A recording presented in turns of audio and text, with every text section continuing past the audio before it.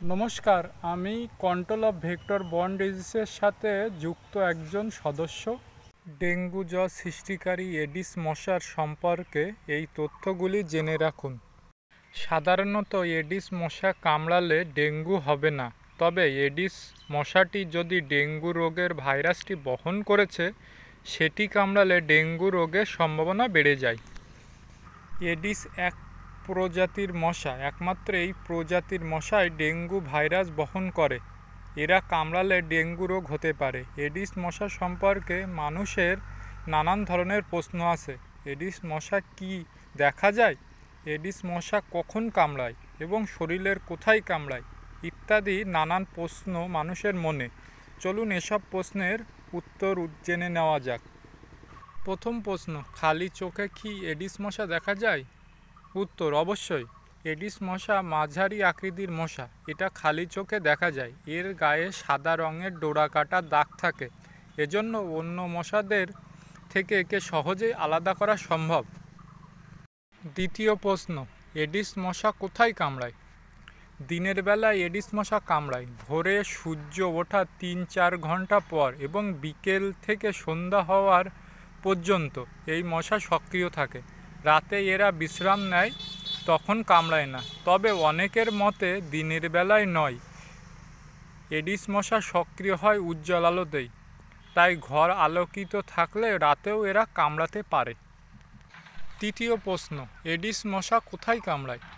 প্রচলিত আছে যে এডিস মশা শুধু পায়ে কামড়ায়, তবে কথাটি ঠিক নয়।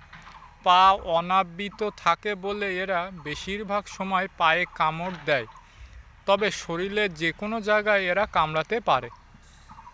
চতুর্থ প্রশ্ন, এডিস মশা কামড়ালেই কি ডেঙ্গু হয়? সাধারণত এডিস মশা কামড়ালে ডেঙ্গু হবে না, তবে যে এডিস মশাটি ডেঙ্গু রোগের ভাইরাস বহন করছে সেটি কামড়ালে ডেঙ্গু হতে পারে। অথবা ডেঙ্গু আক্রান্ত রোগীর দেহ থেকে রক্ত পান করে সুস্থ কারোর দেহে কামড় দিলে তার মধ্যে ডেঙ্গুর জীবাণু প্রবেশ করার সুযোগ থাকে। তাই এডিস মশা কামড়ালেই ডেঙ্গু হবে এমন মনে করার কোনো কারণ নেই। পঞ্চম প্রশ্ন, এডিস মশা কোথায় ডিম পাড়ে? জমে থাকা পানিতে এডিস মশা ডিম পাড়ে। ভারতীয় বিশেষজ্ঞ ডি নাকপলের মতে ডিম দেওয়ার জন্য এডিস মশার পছন্দের জায়গা 19টি। সেগুলি হলো পুরনো টায়ার, ট্যাঙ্ক, ঢাকনাবিহীন চৌবাচ্চা, ড্রাম, ব্যারেল, অন্যান্য জলধারা, পোষা প্রাণীর পাত্র, নির্মাণাধীন ভবনের ব্লক, ফেলে রাখা বোতল, টিনের ক্যান, গাছের ফোকর, বাঁশ, দেওয়ালে ঝুলে থাকা বোতল, পুরনো জুতো এবং ফুলের টব,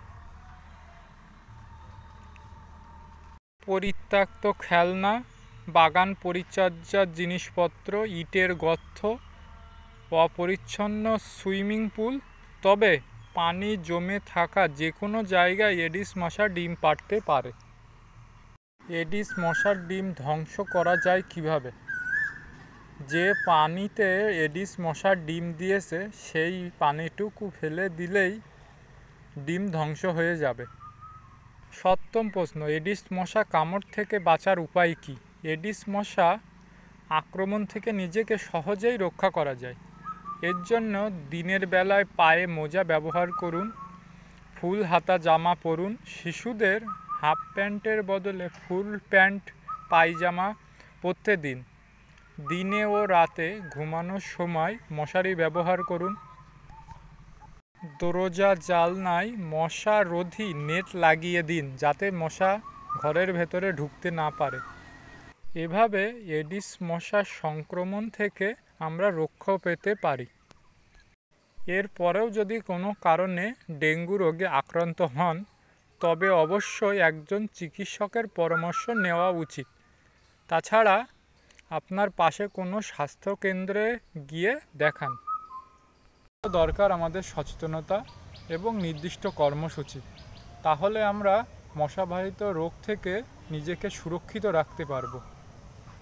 তবে আজ এই পর্যন্তই। দেখা হচ্ছে পরের ভিডিওয়। ধন্যবাদ সবাইকে।